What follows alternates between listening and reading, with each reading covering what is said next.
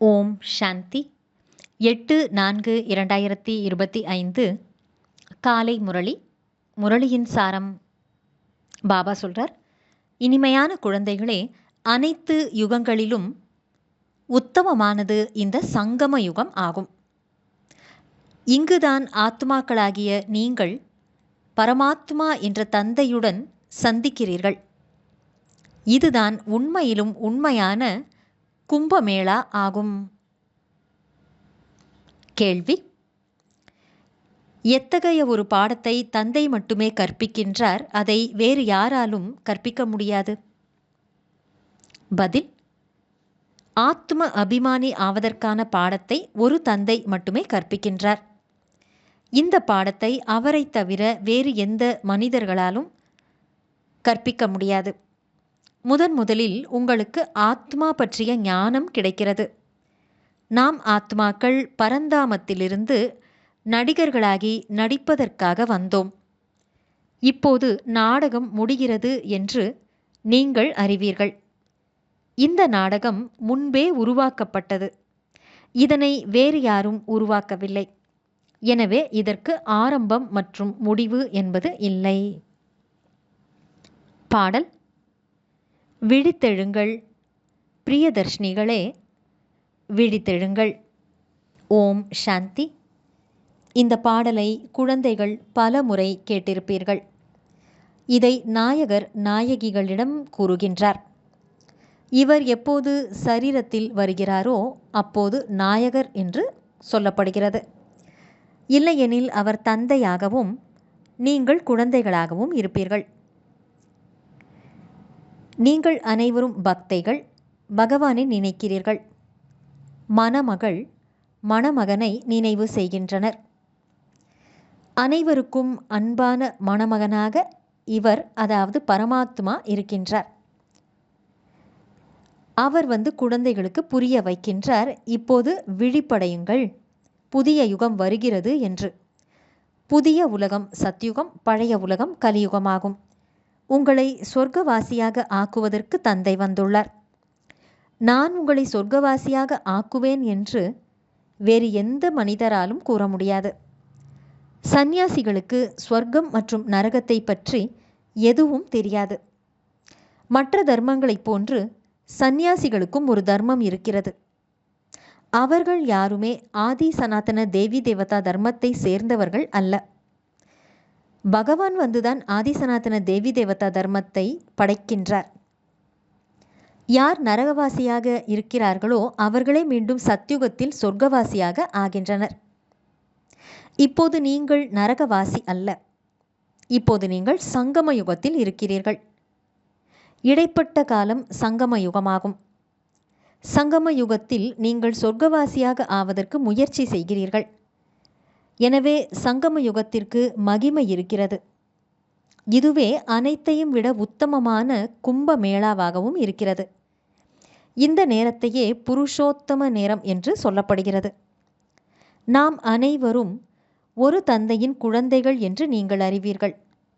சகோதரத்துவம் என்று கூறப்படுகிறது அல்லவா? அனைத்து ஆத்மாக்களும் தமக்குள் சகோதரர்கள் ஆவார்கள். இந்து, சீனர்கள் அனைவரும் சகோதரர்கள் என்று கூறப்படுகிறது. அனைத்து தர்மத்தின் அடிப்படையில் சகோதரர்கள் என்ற ஞானம் இப்பொழுது உங்களுக்கு கிடைத்துள்ளது. நீங்கள் தந்தையாகிய எனது குழந்தைகள் என்று தந்தை புரிய வைக்கிறார். இப்போது நீங்கள் நேரில் கேட்கிறீர்கள். அவர்கள் வெறும் வாயால் மட்டுமே சொல்கின்றனர். அனைத்து ஆத்மாக்களின் தந்தை ஒருவர் மட்டுமே. அவரை மட்டுமே நினைக்கின்றனர். ஆண் மற்றும் பெண் இருவரிடமும் ஆத்மா உள்ளது.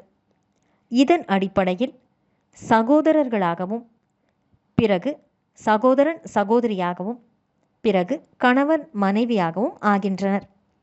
இவ்வாறு தந்தை குழந்தைகளுக்கு புரிய வைக்கின்றார்.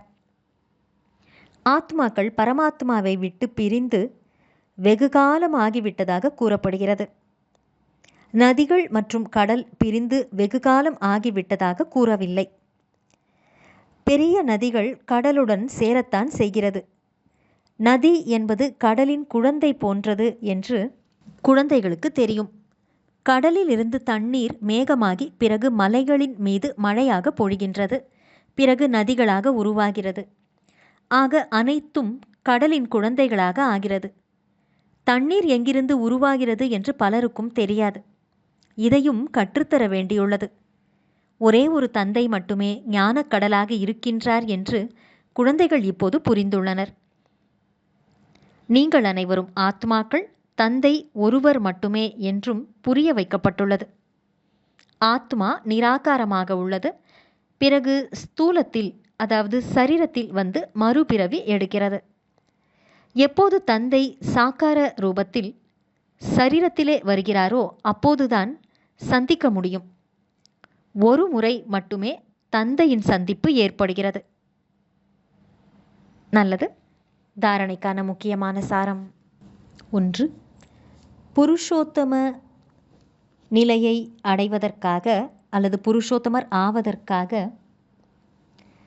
தாழ்ந்த நிலையை அடைய வைக்கும் தீய விஷயங்களை கேட்காதீர்கள். ஒரு தந்தையிடமிருந்து மட்டுமே முறையான கலப்படமில்லாத ஞானத்தை கேட்க வேண்டும். 2. நஷ்டோமோகா ஆவதற்காக, அதாவது மோகத்தை வென்றவர் ஆவதற்காக, ஆத்ம அபிமானி ஆவதற்கான முழுமையான முயற்சி செய்ய வேண்டும். இந்த பழைய உலகம் துன்பம் தரக்கூடியது. இதனை மறந்து விட வேண்டும். இதிலிருந்து எல்லைக்கு அப்பாற்பட்ட வைராக்கியம் வரவேண்டும் என்பது புத்தியில் இருக்க வேண்டும்.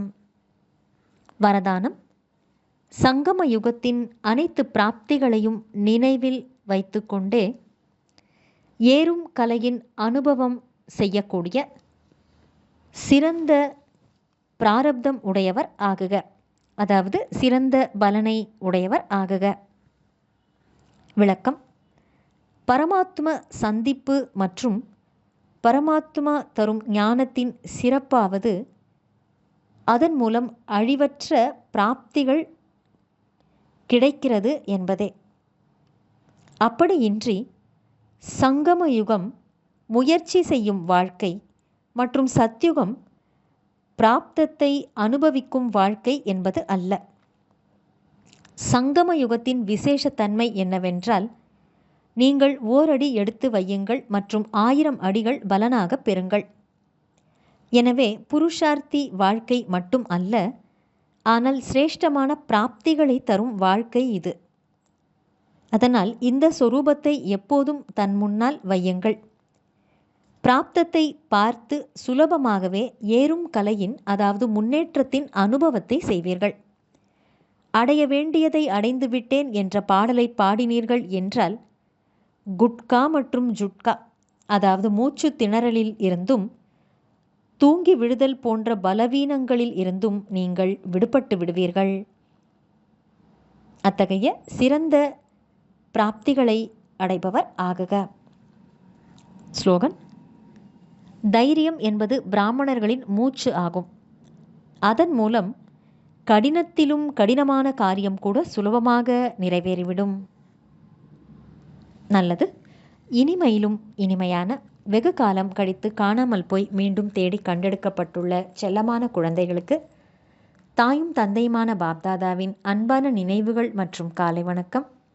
ஆன்மீக குழந்தைகளுக்கு ஆன்மீக தந்தையின் நமஸ்காரம். ஆன்மீக தந்தைக்கு ஆன்மீக குழந்தைகளின் நமஸ்காரம். அவ்யக்த சமிக்கை: இணைந்த ரூபத்தின் நினைவின் மூலம் சதா வெற்றி பெறுபவர் ஆகுங்கள். எப்படி பிரம்மா பாபாவை பார்த்தீர்கள் அல்லவா? தந்தையுடன் கூட சுயம் தன்னை இணைந்த ரூபத்தில் அவர் அனுபவம் செய்தார் மற்றும் செய்ய வைத்தார். இந்த இணைந்த சுரூபத்தை யாராலுமே பிரிக்க முடியாது. அதே போல நல்ல குழந்தைகள் எப்பொழுதும் தங்களை தந்தையுடன் இணைந்த ரூபத்தில் இருக்கும் அனுபவத்தை செய்கிறார்கள். யாருக்குமே அவர்களை பிரித்துவிடக்கூடிய வலிமை இருக்காது. நல்லது. ஓம் சாந்தி.